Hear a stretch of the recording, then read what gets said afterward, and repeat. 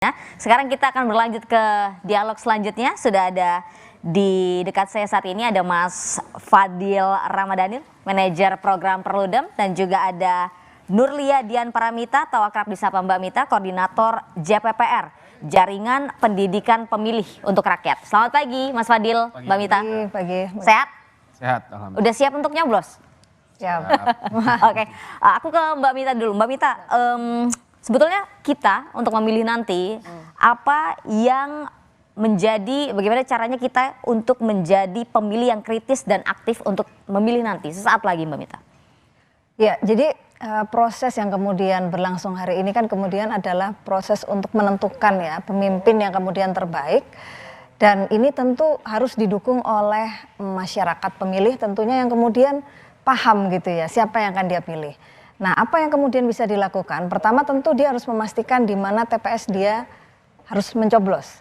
Ya, karena kadang-kadang ini kan ketika hanya melihat surat pemberitahuan misalnya, tapi kemudian ada lokasi TPS yang berubah, dia tidak mengetahui. Jadi dia penting untuk kemudian tahu di mana lokasinya. Kemudian yang kedua, tentu sebelum dia juga nanti datang ke TPS, dia sudah mengetahui siapa yang akan dia pilih.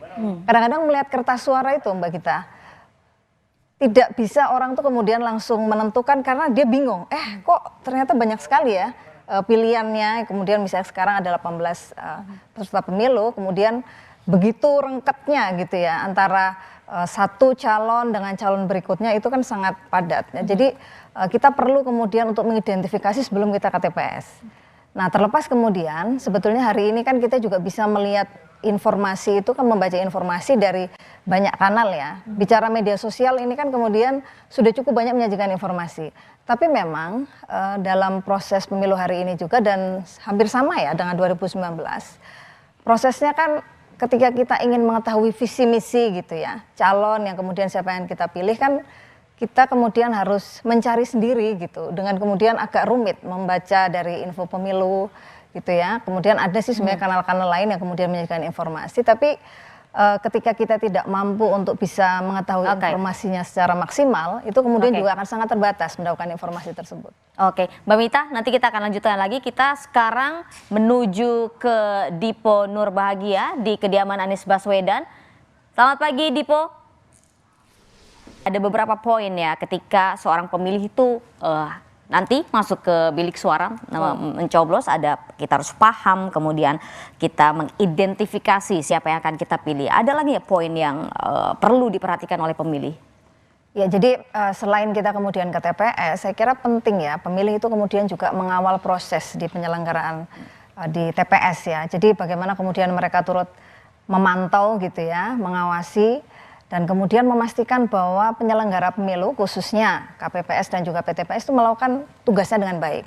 Nah, kita kan kemudian sering mendapati bahwa kemudian ada persoalan-persoalan yang kemudian seharusnya tidak ada di lapangan. Misalnya kalau hari ini kan kita sudah banyak mendengar berita bahwa misalnya soal pindah memilih ya, pindah memilih. Ini kan masyarakat harus tahu bahwa memang yang boleh memilih satu adalah yang terdaftar di DPT online dan kemudian dia tinggal di wilayah tersebut. Nah, khawatirnya kemudian ada tiba-tiba yang punya KTP gitu, memang dia punya KTP tapi dia tidak tinggal di sana. Dan kemudian KPPS-nya lalai bahwa itu sebetulnya tidak boleh. Nah, ini kan berpotensi ya, kemudian misalnya nanti harus ada PSU misalnya ya. Nah, ini hal-hal penting yang masyarakat harus memahami, bahwa memastikan bahwa yang bisa mencoblos itu memang kemudian orang yang sudah terdaftar DPT online, atau dia kemudian DPTB sudah memilih gitu ya, atau memang kemudian dia domisili di sana. Tapi kemudian sesuai dengan KTP-nya di mana dia tinggal, tapi dia barangkali secara sistem belum otomatis terdaftar gitu ya. Itu penting untuk dilakukan. Termasuk nanti yang setelah pemungutan itu adalah kita juga mengawal hasil dan kemudian melaporkan. Sekarang kan banyak sekali aplikasi ya. Tadi juga saya kira Pak Hadar sudah menyampaikan ada misalnya Jaga Suara, kemudian juga aplikasi Kawal Pemilu gitu ya. Ini kan aplikasi-aplikasi yang kemudian memudahkan orang kemudian bisa melaporkan dan kemudian memberikan informasi, dan ini salah satu menjadi pemilih cerdas yang mengawal prosesnya.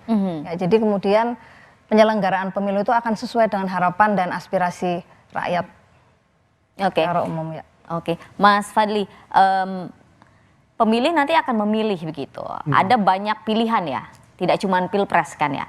Apakah pemilih harus melek politik secara utuh ketika nanti mencoblos begitu?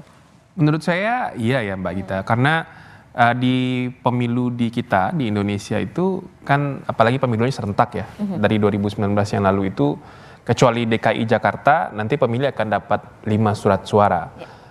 Pemilih presiden, DPR, DPD, DPRD provinsi dan DPRD kabupaten kota.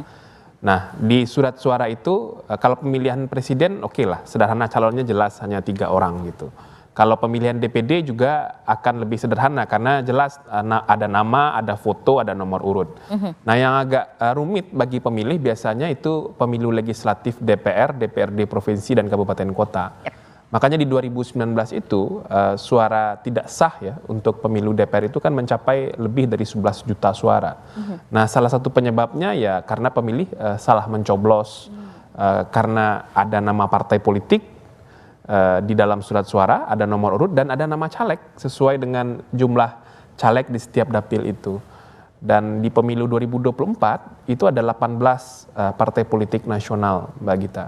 Kalau ditambah dengan partai politik lokal di Aceh, 6 partai, ada 24 partai. Dan tambah lagi calegnya di surat suara. Jadi kalau kita bilang pemilih harus melek politik, menurut saya iya. Jadi kalau mau pemilih punya kesempatan di pemilu legislatif itu untuk menentukan langsung siapa calon anggota legislatif yang akan mereka pilih.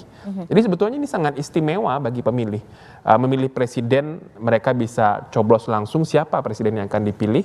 Termasuk juga ketika memilih calon anggota DPR, DPRD, baik provinsi maupun kabupaten kota, pemilih tahu siapa nama yang akan dicoblos, siapa nama yang akan dipilih.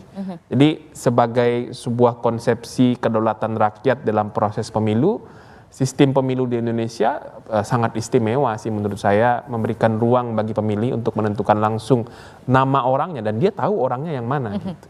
Oke, tapi Mas Fadli, ada nggak cara yang paling sederhana bagi para pemilih nih, kita-kita nih pemilih untuk belajar supaya bisa melek politik gitu?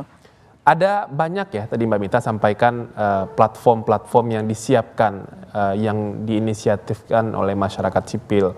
Misalnya yang dibuat oleh teman-teman ICW dan namanya rekam jejak ya. Itu fokus untuk menyampaikan informasi, kinerja dan rekam jejak dari anggota-anggota DPR incumbent.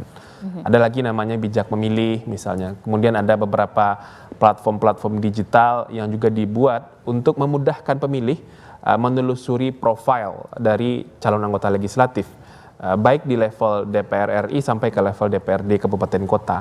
Jadi dengan ruang yang sudah disiapkan oleh sistem penyelenggaraan pemilu kita, memang publik pemilih harus didorong untuk mau mencari tahu, kemudian mau berliterasi ya, untuk mengetahui siapa ini orangnya.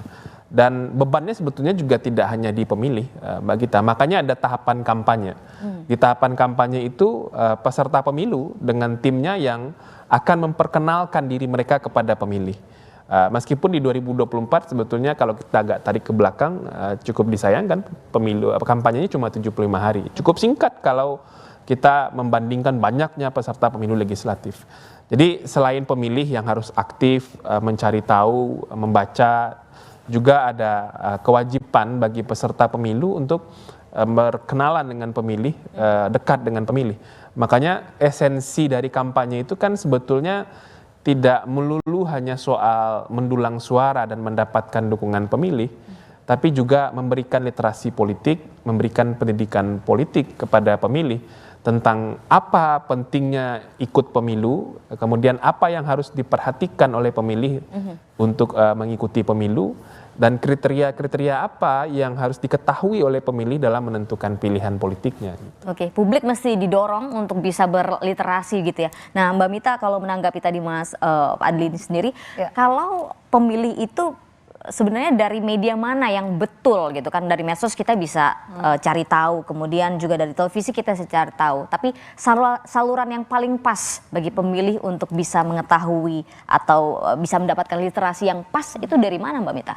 Ya, literasi ini kan didapat sebetulnya paling awal itu sebetulnya dari sekolah ya. Dari sekolah, kemudian juga dari proses pembelajaran dia ketika mengikuti proses pemilu ya. Proses pemilu kan kemudian kalau ya karena penyelenggara pemilu adalah secara teknis adalah KPU, juga pengawasan Bawaslu. Nah, informasi itu sebetulnya memang banyak disajikan di sana. Tapi kemudian kan tidak mungkin penyelenggara pemilu itu sendirian. Nah, perlu masyarakat sipil gitu yang kemudian menyajikan informasi, teman-teman Perludem atau kemudian kita juga di JPPR itu kan kemudian memberikan informasi bagaimana kemudian cara memilih misalnya ya, atau kemudian mendapatkan informasi apa saja sih kemudian kriteria pemimpin yang kemudian sesuai dengan amanah gitu ya, atau kemudian dia mampu untuk mengimplementasikan serangkaian gagasan yang kemudian kita bisa belajar dari proses kepemimpinan sebelumnya. Kan pemimpin yang hari ini berlaga ya, terutama misalnya kalau kita bicara pendekatan pilpres, itu kan orang yang sudah punya pengalaman, ya pengalaman sebelumnya menjabat sebagai kepala daerah atau kemudian dia adalah menteri misalnya ya. Nah itu kan sebetulnya kita bisa melihat bagaimana rekam jejak kinerjanya. Apakah kemudian dia sudah melakukan dengan sesuai dengan amanat gitu ya, atau kemudian dia ya banyak melakukan terobosan-terobosan tapi kemudian tidak sesuai dengan harapan. Misalnya kita bicarakan pendekatan pemerintah hari ini juga ya kita tahu bahwa proses angka korupsi kita cukup tinggi. Dan seringkali pengambilan kebijakan itu kemudian tidak melibatkan banyak masyarakat. Ya. Kemudian ini hanya milik sekelompok saja. Nah ini kan tentu saja merugikan rakyat ya, karena kita bagaimanapun juga ketika memilih seorang pemimpin, kemudian juga memberikan apa ya istilahnya kan tadi kesempatan ya untuk kemudian memberikan kepercayaan kita, itu kan kita juga harus melihat bagaimana rekam jejaknya. Tapi ya harus diakui bahwa tidak semua masyarakat karena kemudian pendidikan kita masih SMP kalau tidak keliru yang paling tinggi ya, itu kan ya untuk berpikir ke sana itu juga masih berat gitu ya. Kadang-kadang lebih baik dia mikir besok makan apa misalnya ya. Nah ini kan salah satu hal yang kemudian muncul secara praksis di lapangan. Yang kadang-kadang kita kalau harus apa istilahnya telaten ya untuk kemudian bicara untuk mencerdaskan pemilih itu ya harus banyak agen, harus banyak orang yang kemudian berpartisipasi. Tidak mungkin penyelenggara pemilu itu bisa maksimal untuk kemudian melakukan proses itu sendirian. Oke, semuanya terlibat ya Mbak ya? Betul. Kita akan lanjutkan lagi, Mas Adli dan juga Mbak Mita tetaplah bersama kami di Menuju Kotak Suara.